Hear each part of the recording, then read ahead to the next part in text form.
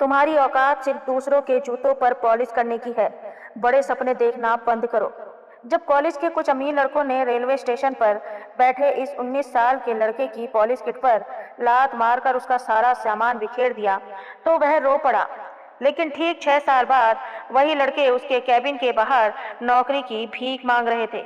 जानिए इस खामोश बदले की पूरी कहानी। विकास के पिता का एक्सीडेंट हो गया था, जिसके कारण घर का खर्चा चलाने के लिए उसे पढ़ाई के साथ साथ रेलवे स्टेशन पर जूते पॉलिश करने का काम करना पड़ा। वह स्टेशन के कोने में बैठकर चुपचाप अपनी किताबें पढ़ता और जब कोई ग्राहक आता तो काम करता।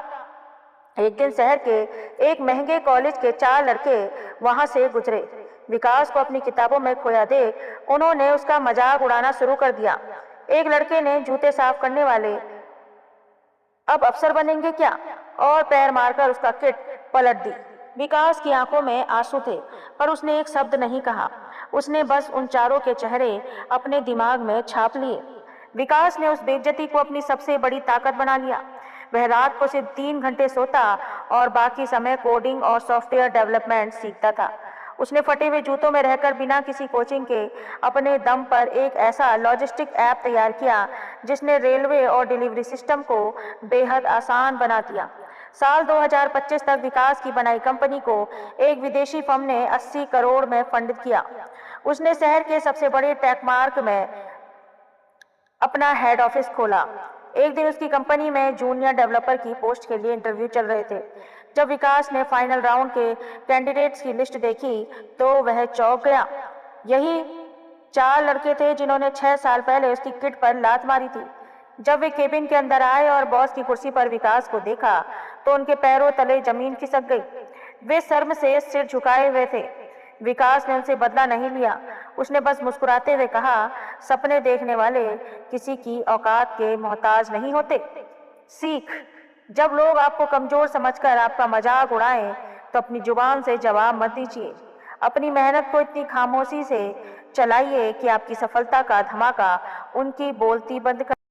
तुम्हारे बस का कुछ नहीं है। कल से काम पर आने की जरूरत नहीं है।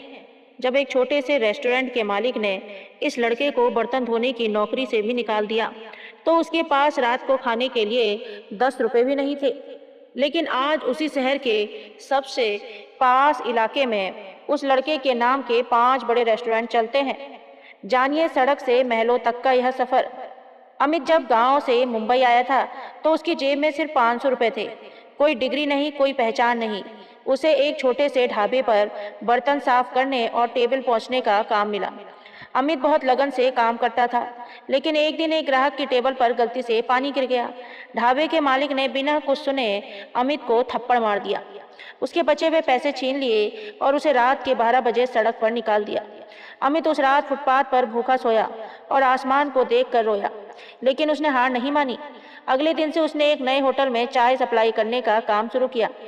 वह हर रोज सुबह 4 बजे उठता था। चाय बांटते बांटते उसने सिर्फ शेफ को ध्यान से देखना शुरू किया कि खाना कैसे बनता है, मसाले कैसे डाले जाते हैं। 2 साल तक अमित ने बिना एक भी छुट्टी लिए खाना बनाने की कला सीखी।